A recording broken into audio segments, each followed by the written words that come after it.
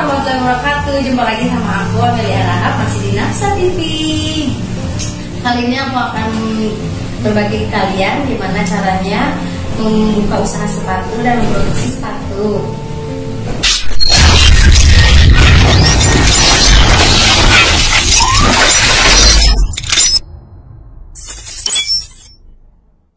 Sesuai dengan yang dipertanyakan, langkah-langkah apa sih yang harus kita lakukan jika kita mau belajar produksi sepatu atau membuat sepatu. Untuk kali ini saya akan membahas lebih ke cara produksinya, bukan dari pasar atau dari modal. Jelas yang namanya usaha pasti membutuhkan modal, tapi di sini saya akan berbagi langkah-langkah apa yang harus kita lakukan jika kita mau memproduksi sepatu. Langkah yang pertama yaitu kita harus menentukan sepatu jenis apa yang akan kita buat, karena ada beberapa macam jenis sepatu, dari sepatu perempuan, sepatu laki-laki. Biasanya kalau kita membuat sepatu laki-laki tidak bisa membuat sepatu perempuan pada umumnya, karena memang di bagian ahlitnya tertentu seperti bagian uppernya atau bagian soalnya itu tidak bisa menguasai dua-duanya biasanya, karena cara pengerjaannya pun beda sepatu laki-laki dan perempuan. Nah, jika kita sudah punya target atau jenis sepatu yang akan kita buat nih, kita kasih contoh saja. Misalnya kita mau membuat sepatu laki-laki kasual misalkan, apa yang harus kita lakukan? Yang pertama, kita tentunya melihat model dulu dari orang lain nih. Oh, sepatu ini nih bagus, saya mau membuat sepatu seperti ini.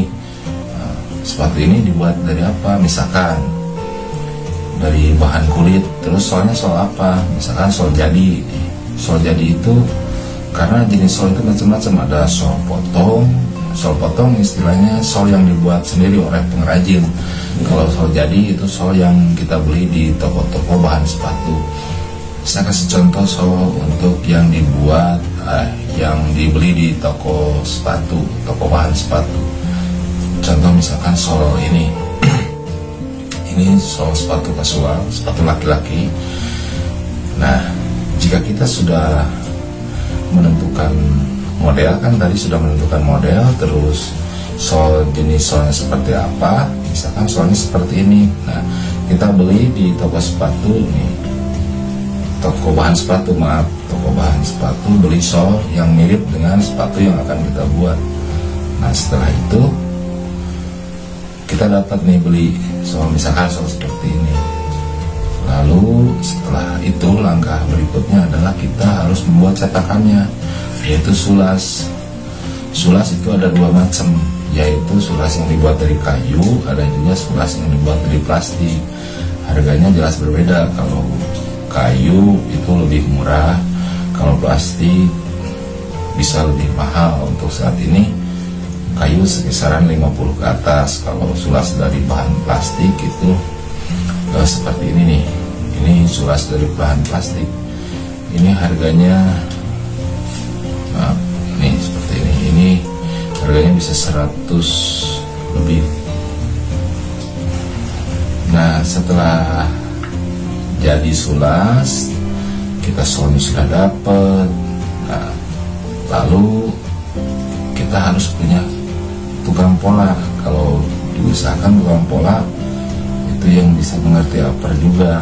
Jika kita mau membuat model sendiri, kalau dia, tapi biasanya sih kalau tukang pola bisa juga membuat upper, karena tukang pola itu harus tahu cara pengerjaannya juga. Jangan sampai kita membuat pola, oke, modelnya bagus, tapi cara pengerjaannya tidak bisa, nanti sulit juga di bagian produksi. Jadi diusahakan kalau pola itu, tukang pola itu harus bisa membuat uppernya itu sendiri gitu, bagian atasnya bisa jahit gitu. Nah, di sepatu ada beberapa tukang, itu berbeda jelas. Ada yang pertama itu bagian pola, itu harus satu tukang pola untuk awal nih. Terus satu tukang upper, satu tukang sol. Selebihnya finishing. Bagian finishing itu untuk packing, bersih-bersih sepatu dari lem, sisa-sisa lem, atau pakai tali. Kalau sepatunya pakai tali itu finishingnya. Nah, dari beberapa bagian itu kita harus ada ahlinya. Kalau tukang upper jelas biasanya upper khusus upper, tidak bisa mengerjakan bagian sol. Jadi untuk pemula, jika kita mau memproduksi sepatu, kita harus mempunyai tukang ahli yang tadi itu, dari tukang pola, tukang upper, tukang sol. Ini yang pokok-pokoknya. Terus finishing 4 bagian. Sebetulnya masih ada. Nanti kalau juga kita sudah produksi banyak, bagian gambar itu pun juga ada. Jadi setelah pola dibuat, kita membutuhkan tukang gambar untuk menggambar dari pola yang sudah jadi ke bahan sepatu itu sendiri gitu. Nah, setelah itu produksi akhirnya jadi seperti itu tahapan-tahapannya membuat sepatu gitu, atau produksi sepatu ya.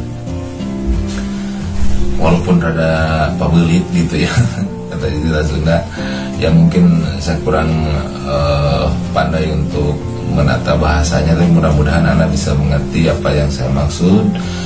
Untuk cara membuat pola saya sudah bikin videonya, mungkin bisa bermanfaat atau belajar. Di sini nih ada nih, saya sudah bikin video cara membuat pola, dan cara membuat pola yang baik, yang benar, sesuai pakem. Nanti saya bikinlah tutorial atau pakem-pakem cara membuat pola ya, pola sepatu tentunya. Karena channel ini membahas tentang seputar sepatu. Ya, mudah-mudahan bisa bermanfaat. Jika Anda suka, silakan like video ini atau share ke teman-teman Anda. Terima kasih. Sekian dari saya. Assalamualaikum warahmatullahi wabarakatuh. Silakan. Nah, jadi sekarang kalian tahu kan gimana awal mulanya memproduksi sepatu. Jadi buat kalian yang membuka usaha sepatu, sekarang udah tahu langkah apa yang harus kalian lakukan. Semoga bermanfaat ya. Assalamualaikum warahmatullahi wabarakatuh. Jangan lupa like, komen. Udah salam, ayo.